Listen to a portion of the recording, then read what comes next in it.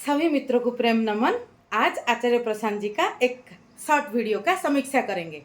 So directly coming to topic, तो इसको थोड़ा सुनते हैं, फिर थोड़ा गहराई में जाएंगे, फिर आगे सुनते जाएंगे और इसका गहराई देखते जाएंगे। आचार्य प्रशांत से पहले इतने विद्वान हुए हैं, हम आचार्य प्रशांत की क्यों सुने?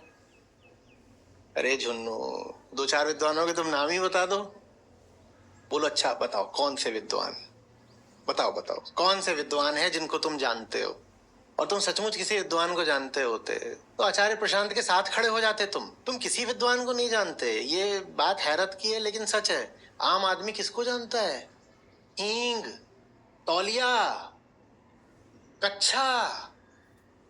बस इतना तक पहले गहराई से देखते हैं। कोई उनको पूछ रहे हैं कि पहले तो बहुत विद्वान हुए हैं, तो आपको क्यों सुने हम, क्या ज़रूरत है अगर पहले से है और हम जान पाए। और वो बोल रहे हैं, वो फर्क कर रहे हैं कि खास आदमी और आम आदमी में फर्क है, और ये फर्क का ग्राउंड वो ले रहे हैं। आम आदमी जानता है हींग, कच्छा, तौलिया, और खास आदमी जो है वो विद्वानों को जानता है, जैसे कबीर साहब, नानक साहब सभी। और उनको जानते हो तो आप आचार्य प्रशांत जी के साथ खड़े होगे। मैं किसी विद्वान को जान गया तो मेरा स्वरूप को जान गया, फिर मैं किसी आचार्य प्रशांत के साथ क्यों खड़ी होंगी?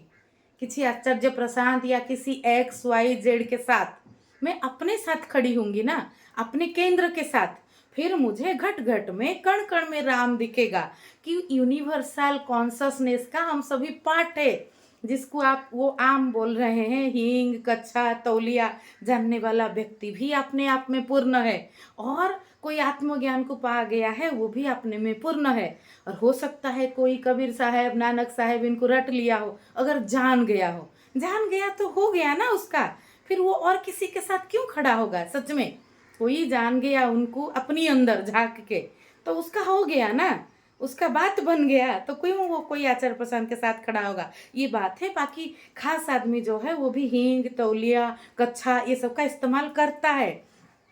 और जो आम आदमी जिसको वो बोलते हैं कि सभी चेतनात्मक तल पे मूल रूप में एक ही है, we are spiritual being in human experience. कोई किसान खेती में काम करते करते ऊपर जो है ऊपर की बादल को देखते हुए खुली आकाश के नीचे, हो सकता है उसको आत्मज्ञान की प्राप्ति हो जाए, वो जीवन की गहराई को जान जाए। और कोई बहुत विद्वानों के पास बैठ के दिन रात अध्ययनरत होके भी ना हो पाए।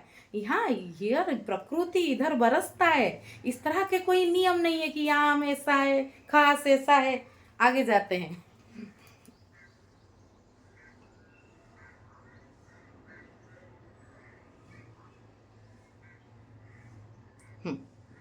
हींग, तौलिया, कच्छा। यहाँ से छोड़े थे। आम आदमी ये जानता है। मैं कहूं तुम प्लेटो को जानते हो तो क्या बोलेगा? हाँ हाँ, प्लेटो को रसोई में है प्लेटें, प्लेटों को तो मैं जानता ही हूँ। मैं कहूंगा प्लेटो की किताब, तो किताब पर प्लेट रख के आ जाएगा। वो कौन? प्लेटो को कोई नहीं जानता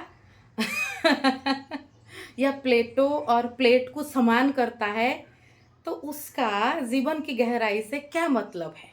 क्या जरूरी है सभी लोग प्लेटो को जाने, सभी लोग बुद्ध को जाने? बुद्ध क्या जानने गए थे? ये किसी में बुद्ध जब के अंदर जब वो सहज उद्भव हुआ था, सहज ब्लूम हुआ था कि मुझे जानना है पूरा अस्तित्व को, तो वो किसको जान के ये चीज उनका हुआ था? ये तो उनका सहजता से आया था ना।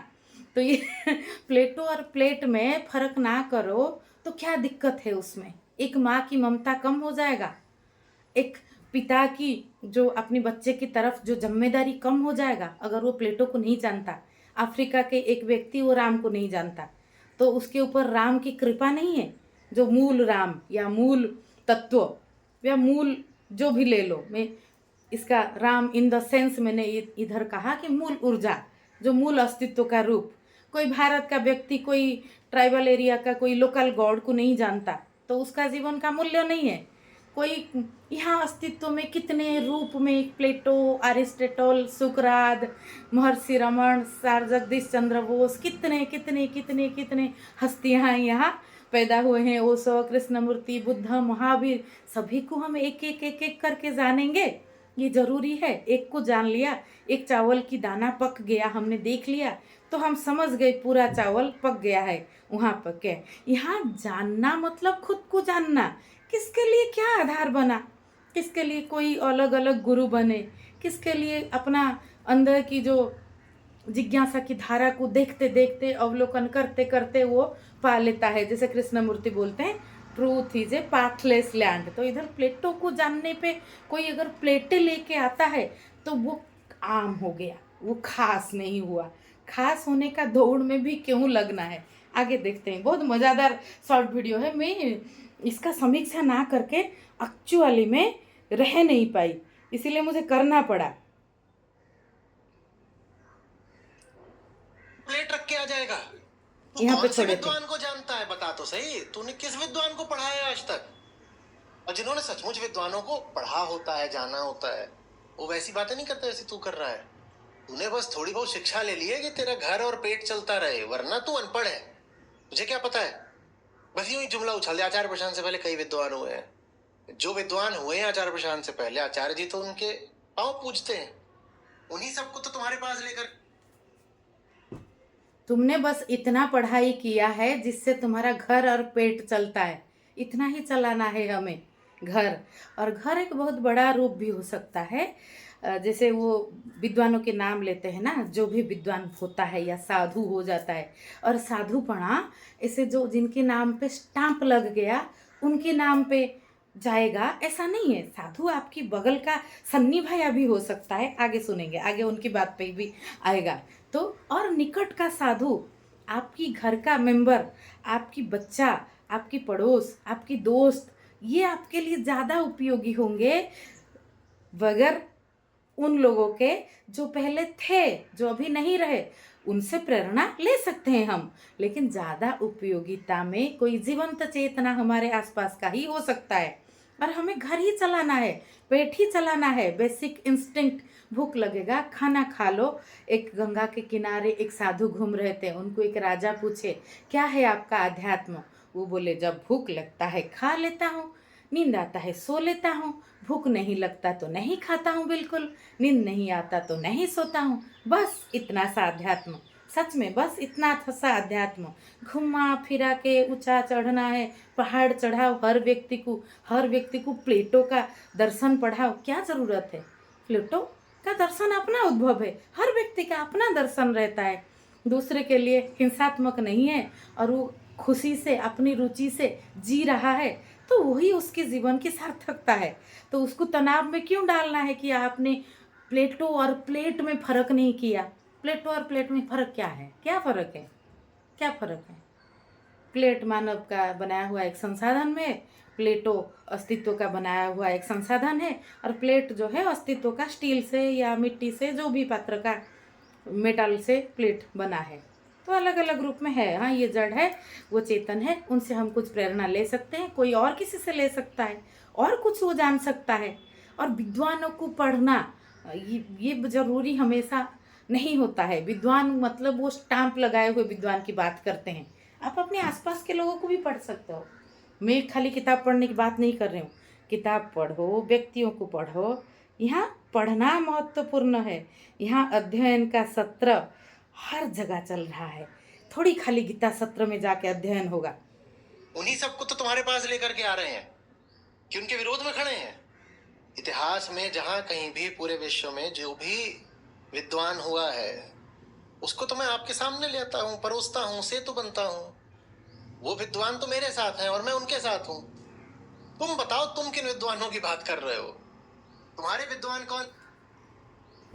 उन सब विद्वानों के साथ आचार्य जी खड़े हैं, और आचार्य जी के साथ उन सब विद्वान खड़े हैं। आचार्य जी का यही कहना है। तो आपको क्या क्लोनिंग बनाना है इधर कि सभी हम समान रहे। विद्वान अपनी समय का उद्भव होता है। बुद्ध हुए, महावीर हुए, जीसस हुए, जब जो हुए, आगे कड़ी जोड़ के हम चीज़ों को और बेहतर करके देखते हैं। जहाँ से बुद्ध ने छोड़ा था वहाँ से शुरू होता है। फिर उसी चीज को डिट्टो मारने की क्या जरूरत है? फिर तो द एंड हो गया कि चेतना में गति ही नहीं होगा। कि आप क्यों साथ हमेशा खड़े हैं विद्वानों के? क्या ये बात थोड़ा अटपटा नहीं लगता कि आचार्य प्रशांत सिर्फ साथ में खड़े हैं? आप कोई व्यक्ति सिर्फ अपने माँ बाप के साथ में खड़ा है, मेरा बच्चा सिर्फ मेरे साथ में खड़ा है, कभी मेरा विरोध नहीं करता, ये अटपटा नहीं लगता? तो क्या मैं पूर्ण ब्रह्म हूँ? तो क्या जो अभी तक हुए हैं, जो जो वो बोले या जो जो वो किए, जो जो जिए, वो पूरा पूर्ण हो गया? फिर समाज में इतना गड़बड़ क्यों? अगर पूर्ण पूरा हो गया, गति में चलता है, वही बात नई नई रूप रंग ढंग में, और नए नए वही समान भी नहीं, उसका मल्टीट्यूड होके आता है। न्यूटन का थ्योरी आया, लोग चमत्कृत हुए। आइंस्टाइन आए, न्यूटन का थ्योरी गलत साबित हो गया। उस उनकी वहाँ तक का सत्य था जो सापेक्षता में, फिर आइंस्टाइन का जीते जी उनका थ्योरी गलत साबित हो गया। तो क्या कहेंगे हम? न्यूटन बोले, आइंस्टाइन बोलेंगे मैं तो उनके साथ खड़ा हूँ हर बातों पे डिट्टो लगाता हुआ। तो आप क्यों हमेशा साथ खड़े हो? आगे सुनते हैं। और साथ मतलब उनको असम्मान ना करके उनकी धारा को आगे लेना, उसको साथ कहा जाता है। ना कि उनके बात पे, हर बात पे डिट्टो लगाना। इस तरह से मालूम हो रहा है। की बात कर रहे हो? तुम्हारे विद्वान कौन है मैं बताता हूँ। नुक्कड़ वाले टंडन जी, दूसरी मंजिल वाला सन्नी भैया, ये तुम्हारे नुक्कड़ वाले टंडन जी, दूसरी मंजिल वाले सन्नी भैया विद्वान क्यों नहीं हो सकते? विद्वान करके आचार्य जी इधर बोल रहे हैं, पूरी दुनिया में जितना विद्वान हुए हैं पास्ट में, कोई बहुत लोगों के द्वारा समर्थन मिल गया तो वो विद्वान है। हाँ, कबीर साहब विद्वान है, बहुत लोगों ने समर्थन किया, ये हम मानते हैं। लेकिन कबीर साहब जब शुरुआत में उनकी विद्वता दिखा तो समाज ने अपोज किया था।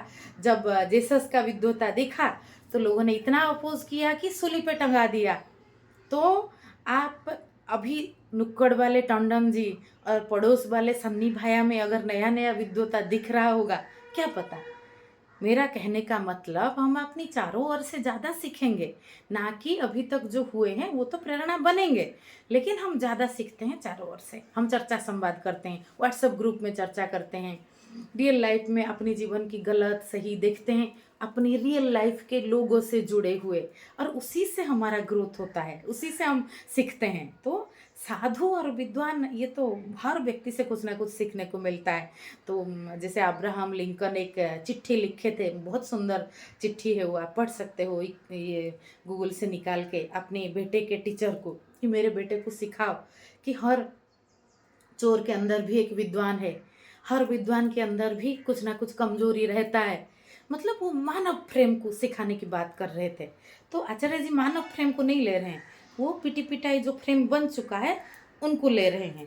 तो मुझे लगता है वो शायद विद्वानों को ठीक से समझे नहीं, नहीं तो वो धारा को आगे लेते और गहराई में जाते, वो उसी चीज को रिपीट ना करते।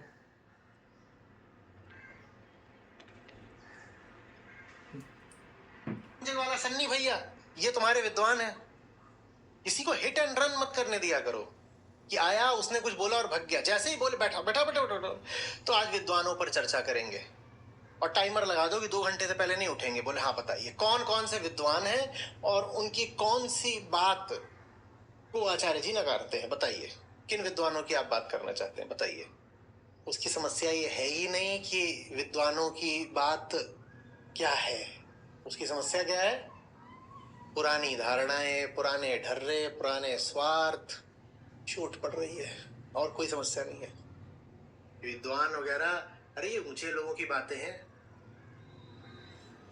वो बोल रहे हैं कोई आके आपको बोले ऐसी बात कि आचार्य जी को क्यों सुनना है, तो उसको बिठाओ और उसको बोलो कि विद्वानों की वाणियों के बारे में, शब्द के बारे में बात करते हैं, और देखते हैं कि आचार्य जी ने किस किस बात को विरोध किया है या नकारा है। उनका कहने का मतलब वो विद्वानों के साथ है जो अभी तक हुए हैं, कोई बात को वो विरोध नहीं किए। तो वही तो मेरा सवाल है कि क्यों नहीं किया? आप अपनी पूर्वजों की कोई बात का विरोध नहीं कर रहे हो, मतलब आप सब कुछ ठीक मान रहे हो, फिर आपको अभी का समय का जो बहुत गड़बड़ी, जो इवोल्यूशन की धारा का साइड इफेक्ट है, वो नहीं दिख रहा है।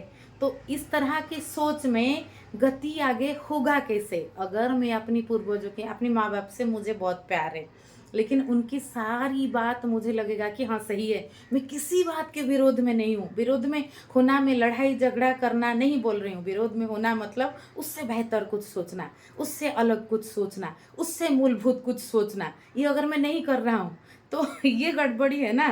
तो क्यों नहीं कर रहे हैं आचार्य जी? आचार्य जी सच में कट्टरता से, मतलब यहाँ कुछ चीज़ों में कट्टरता जरूरी है। मतलब जैसे आप कोई चीज़, आपको सीधा नो लग रहा है, आप सीधा उसको ना बोलो, तो ये कट्टरता भी जरूरी है कि आप, नहीं तो आप एक अच्छा लीडर नहीं बनोगे। और समाज में कोई व्यक्ति को बहुत लोग फॉलो करते हैं, तो उसकी जिम्मेदारी बनता है कि वो सीधा सीधा कुछ बात को काटे। मैंने तो आचार्य जी को कभी सीधा सीधा कुछ काटते हुए नहीं देखा। आगे देखते हैं।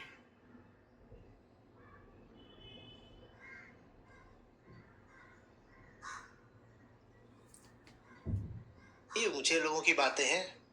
तुम्हारी जिंदगी में कहाँ ये विद्वानों वगैरह के लिए जगह है? तुम क्यों इस तल पर आकर आक्षेप भी लगा रहे हो? तुम्हारी जिंदगी ये मेरी मुर्गी चुरा ली, भैंस दूध नहीं देती, ये सब तुम्हारे तल के कार्यक्रम हैं। इनमें विद्वान कहाँ आ गए? तुम्हें विद्वानों से इतनी मोहब्बत, गजब। आचार्य प्रशांत से पहले ये सब विद्वान वगैरह के बारे में बात करना ये ऊंची बात है। तुम्हारी मुर्गी चोरी हो गई, इसमें तुम डूबे हो। तो मुर्गी चोरी हो गया, उसको कैसे पकड़े? या मेरी मुर्गी जिसको मैंने पैर से पाला था किसी ने, वो अपनी व्यवसाय के लिए पाले या जो भी कारण से पाले, कोई प्यार से पाले पेट जैसा, कोई अंडा के लिए पाले, चोरी हो गया तो उससे उसको चिंता नहीं करना चाहिए, क्योंकि वो ऊंची चिंता कर रहा है। तो ऊंची चिंता है क्या? ऊंची चिंता है क्लैरिटी के साथ चीज़ों को देखना। अरे मेरा मुर्गी चोरी हो गया, कैसे चोरी हो गया, एक तहकीकत भी करो ना वो मुर्गी चोरी के ऊपर। तो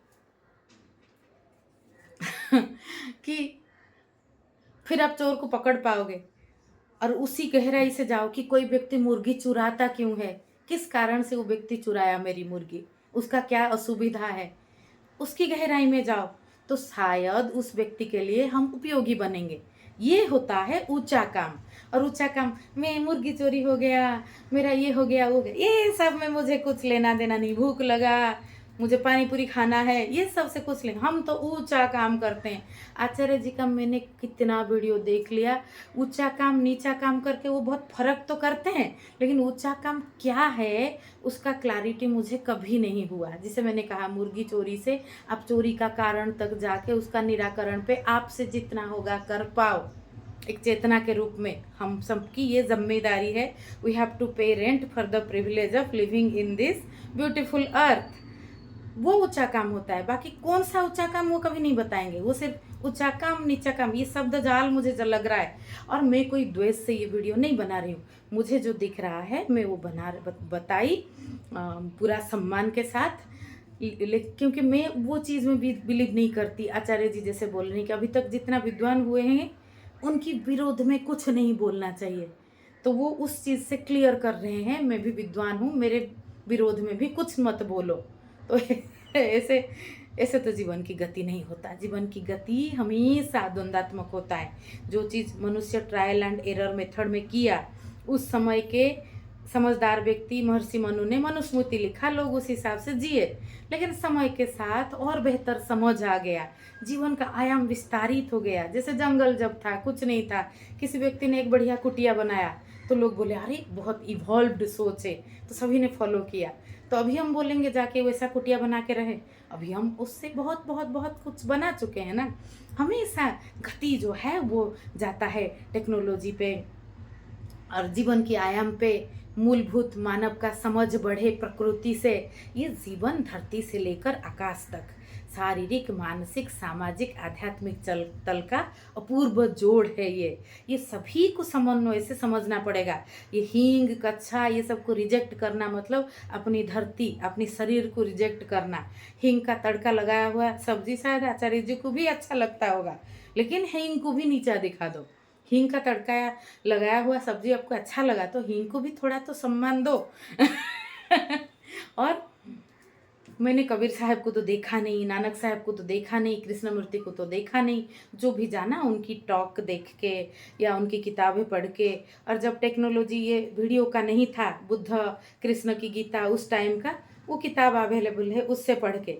लेकिन पड़ोसी वाले सन्नी भाया, जिसका जो पड़ोसी है, जिसका जो मित्र है ना, वो जो नुक्कड़ वाले टंडन जी जो वो बोले हैं, ये सब लोगों से तो सीधा सीखने को मिलता है ना। मॉर्निंग वॉक पे आप निकलते हो, साथ में जो दोस्त मिलते हैं उनसे सीखना होता है ज़्यादा। लियो टॉल्स्टॉय का एक 3 क्वेश्चन एक स्टोरी था, उसमें था कि क्या आपका सबसे महत्वपूर्ण समय क्या है, महत्वपूर्ण व्यक्ति क्या है, महत्वपूर्ण काम क्या है। तो उसका उत्तर ऐसा वो दिए थे, महत्वपूर्ण समय है अभी का समय, एट प्रेजेंट। महत्वपूर्ण व्यक्ति जो व्यक्ति मेरे पास है, जिससे मैं कम्युनिकेट कर सकता हूँ। और अभी जैसे मेरे लिए महत्वपूर्ण व्यक्ति आप सभी जो ये वीडियो को देख रहे हैं, और महत्वपूर्ण काम वो जो महत्वपूर्ण व्यक्ति जो मेरे आसपास के व्यक्ति, उनके लिए मैं क्या उपयोगी सही में हो पाऊँ। मेरे लिए भी वही, ये समय मैं अपनी पूरी प्रेजेंस में जितना हो सके अभिव्यक्ति दे रही हूँ। मेरे लिए आप सब महत्वपूर्ण हो। कोई कबीर साहब, नानक साहब अभी महत्वपूर्ण नहीं है, कोई आचार्य प्रशांत, अभी कोई प्रासंगिकता ही नहीं है। और वो लोग, वो जो सच में विद्वान होंगे वो ये बात पे बहुत गहराई से आनंदित होंगे, उनको आनंद की बारिश वो करेंगे मेरे ऊपर आशीष का। जो सच में विद्वान होंगे कि हाँ, प्रेजेंट की बात में, प्रेजेंट की चीज़ों को सही में सरलता से रख रही हूँ मैं। जटिल बना दिया है जीवन को, दर्शन को, भ्रम में शिकार है साधारण लोग। वो बोलता है कि मुझे भूख लग रहा है, मैं आम हूँ। मैं खास नहीं हूँ क्योंकि मैंने वेद नहीं पढ़ा, मैंने उपनिषद नहीं पढ़ा। कोई ज़रूरत नहीं है उसको। आप अपने जीवन की आयाम में संतुष्टि में हो, आनंद पूर्वक हो, अपने केंद्र से जुड़े हुए हो, यही आपका पूर्णता है। मुझे ट्रैवल अच्छा लगता है। मैं कितना ट्रैवल कर पाऊँगी, पूरा धरती इतना बड़ा है। मेरा जीवन ज़्यादा से ज़्यादा 100 साल का होगा, जीवित शरद शतम। उसमें भी 70 साल बाद का इतना कुछ मूविंग नहीं रहता लाइफ में। तो क्या मैं सभी जानूंगी तभी बोलूंगी सभी जान लिया, सभी विद्वानों को जानूंगी, कोरिलेट करिए, तभी सब जान लिया। हम सूर्योदय को देख लिए, हर जगह का सूर्योदय का हमारे अंदर जागरूकता भर गया कि सूर्योदय ऐसा होता है। बुद्ध को देख लिए, प्लाटो, अरिस्टोटल, सुकरात, जो जिसमें जो विद्वता खिलाए सब उसके अंदर ब्लूमिंग हो गया। यही गहराई है ना कि आप एक करके लिस्ट बनाओ, जानो, फिर नीचा प्लेट को नीचा देखो, प्लेटों को ऊंचा देखो। ऐसे कुछ नीचा ऊंचा होता ही नहीं है। जीवन जो है गहराई में है। तो इसका समीक्षा मैंने ओवरऑल रखा 20-22 मिनट में। आप इसमें कमेंट दीजिए, और मैं कोई द्वेष से नहीं ये करती हूँ। हमारे चैनल के 9 धारा में अग्निधारा एक धारा है जिसमें समीक्षा का वीडियो बनता है। अभी के समय में जो लोगों को सभी लोग सुन रहे हैं, मैं भी एक जागरूक व्यक्ति हूँ, तो मैं अपनी गहराई से, अपनी जागरूकता से उनका समीक्षा कर रही हूँ, अपनी बात रख रही हूँ। आप इस पे टटोल के देखिए। मैं नहीं बोल रही हूँ कि मेरी बात को आप पूरा मान लो, मैं बस इतना कह रही हूँ, टटोल के देखो। नमस्ते।